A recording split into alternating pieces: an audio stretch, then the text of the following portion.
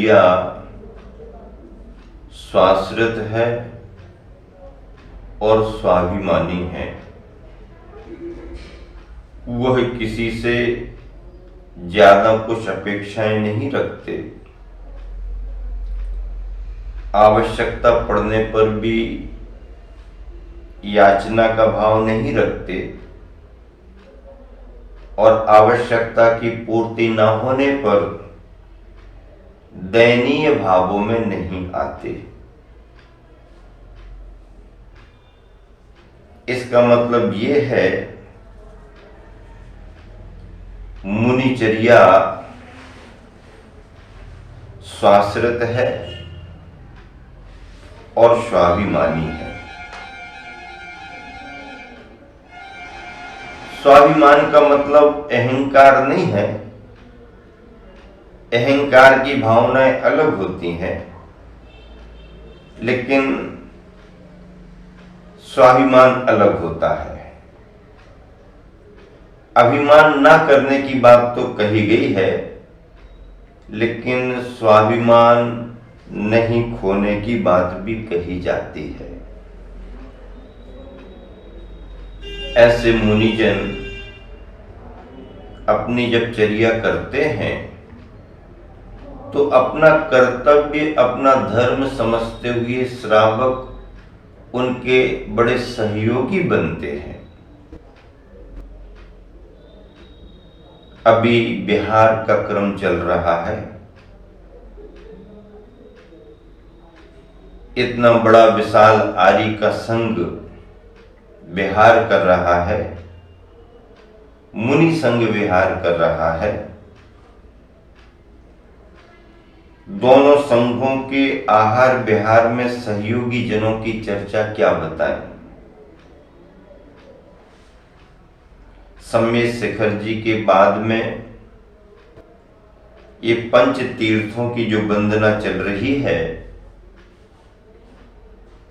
देखो सहज अपने मन से, किसी ने प्रेरित नहीं किया, किसी ने आग्रह नहीं किया, लेकिन इसके बावजूद भी यह पता लगाते हुए कि मुनि संघ विहार करेगा, आर्य का संघ का विहार होगा, तो अपना सौभाग्य मानते हुए उनके आहार विहार में सहयोगी बनने के लिए पुण्यार्जन प्राप्त करने का सौभाग्य प्रशांत कुमार जी जैन मुंबई वाले परिवार ने सहज भावों से प्राप्त किया है।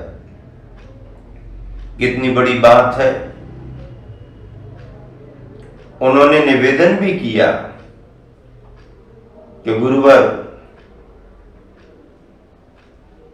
मैं तो साथ साथ चल करके आपके बिहार में सौभाग्य प्राप्त नहीं कर पाऊंगा, लेकिन मेरी भावना है कि इस पंच तीर्थ की यात्रा में मुनि संघ आर्य का संघ के आहार विहार में हमारा पुण्यार्जन हो। उनका पूरा परिवार सम्मेद शिखर जी में आया था। उनके पिताश्री, उनका परिवार सभी बड़े विनम्र भावों से 2 दिन रुक करके धर्म लाभ लिए। बीच बीच में वह जानकारी भी लेते रहते हैं, पूछताछ भी करते रहते हैं। देखो, श्रावक परिवार अगर साथ नहीं रह पा रहा है तो भी अपने कितने भाव वो बना रहा है, कितने बड़े साथी से पुण्य का अर्जन कर रहा है। मंदिरों का निर्माण, मूर्तियों की प्रतिष्ठा अपनी जगह अपना महत्व तो रखती ही है, लेकिन श्रावक श्राविका इन मंदिरों की मूर्तियों की प्रभावना बढ़ाने में अपना योगदान देते हैं।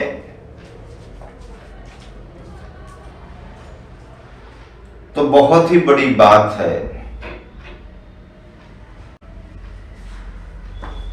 तीर्थों को तैयार करना अपनी जगह अलग बात है, वह भी महत्वपूर्ण है, लेकिन तीर्थों की वंदना कराने के लिए पिच्छीधारियों के लिए सहयोगी बनना, यह भी तीर्थों के निर्माण के बराबर ही माना जाता है।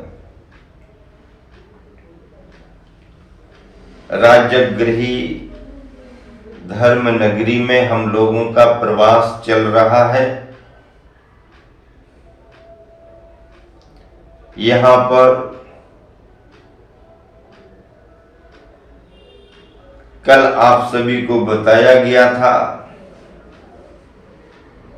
कि कैसे महावीर भगवान की दिव्य देशना हम सबको मिली। प्रभु को गणधर के रूप में शिष्य की प्राप्ति हुई और हम सबको ज्ञान प्राप्त करने के लिए गुरु की प्राप्ति हुई। पंच पहाड़ियां राजगृही की प्रसिद्ध हैं, पंच पहाड़ियां प्रसिद्ध हैं, सबकी अपनी अपनी विशेषताएं हैं। इन पंच पहाड़ियों में विपुलाचल पर्वत नाम है, रत्नगिरी नाम है, उदयगिरी पर्वत नाम है, स्वर्णगिरी पर्वत नाम है और इसी के साथ वैभारगिरी पर्वत भी नाम है। विपुलाचल 1, रत्नगिरी 2, उदयगिरी 3, स्वर्णगिरी 4 और वैभारगिरी 5, ये पंच पहाड़ियां हैं। राजगृही जो स्थली है यह जैन संस्कृति से भी जुड़ी है, बुद्ध संस्कृति से भी जुड़ी है और वैष्णव संस्कृति से भी जुड़ी हुई है। इसीलिए इसे अंतर्राष्ट्रीय पर्यटन स्थल भी कहा है। यहां पर भारत देश के बाहर अन्य देशों से भी पर्यटक आते रहते हैं। सभी अपनी अपनी खोज करते हैं, सभी अपने अपने जिज्ञासु भाव रखते हैं, सभी यहां आकर के अपनी अपनी भावनाओं से लाभ लेते हैं।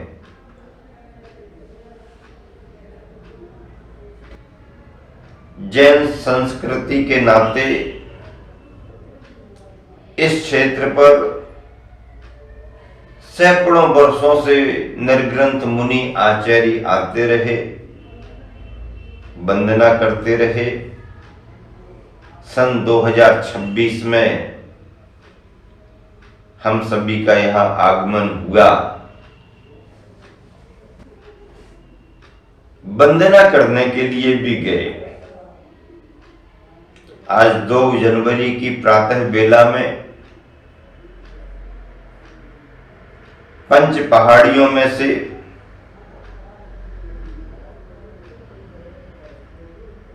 दो पहाड़ियों की वंदना संपन्न हुई। स्वर्णगिरी और उदयगिरी की वंदना की। स्वर्णगिरी सरमनगिरी के नाम से भी जानी जाती है, जिसे चौथी पहाड़ी कहते हैं,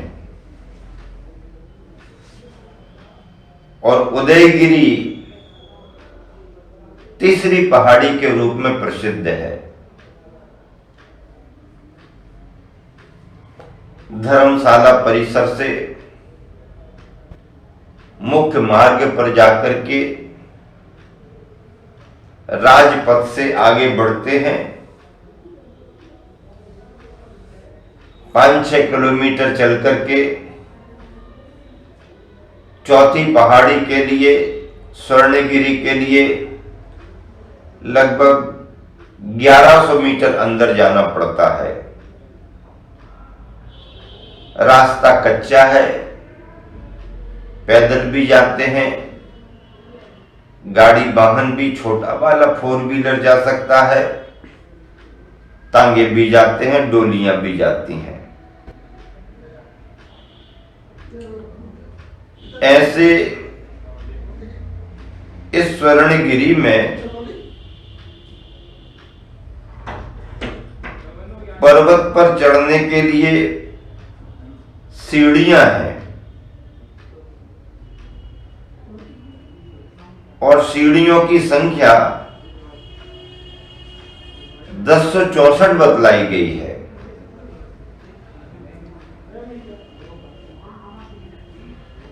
इसका मतलब यह है कि पहाड़ की चोटी तक पहुंचने के लिए समतल भाग से इतनी सीढ़ियां आपको पार करना पड़ेंगी। सीढ़ियां बहुत ऊंची ऊंची नहीं है, चढ़ाई आसान है, जंगल तो घना है ही। पहाड़ी पर चढ़ने पर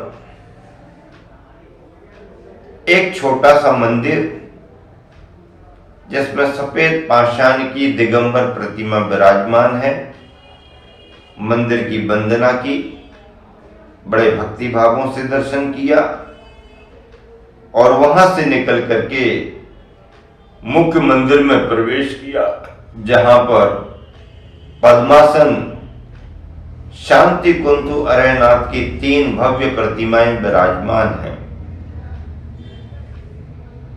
विशाल मुनि संघ, आरिका संघ जय जयकार के नारे लगाते हुए आगे बढ़ रहे थे। सैकड़ों श्रद्धालु, श्रावक श्राविका और व्रती ब्रह्मचारी भाई बहनें बड़े उत्साह से संघ के साथ आगे बढ़ रहे थे। मौसम ठंडा था, कोहरा घना छाया हुआ था।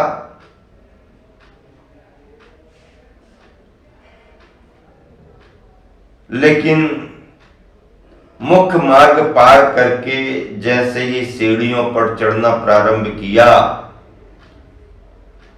सूरज चमकता हुआ दिखाई देने लगा, धूप फैल गई। श्रवणगिरी कहें, स्वर्णगिरी कहें, इसके बारे में कहा गया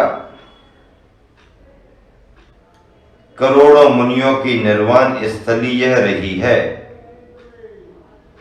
करोड़ों मुनियों की निर्माण स्थली इसे कहा गया है। पहाड़ी भाग एकांत में है, आवागमन वहां पर नहीं है, इसलिए क्षेत्र कार्यालय से यात्रियों को सूचना दी जाती है कि अगर किसी को उस पहाड़ी की वंदना करनी है तो समूह रूप में ही जाएं। 2, 4, 6 यात्री हों तो कार्यालय वाले उन्हें प्राय मना ही कर देते हैं,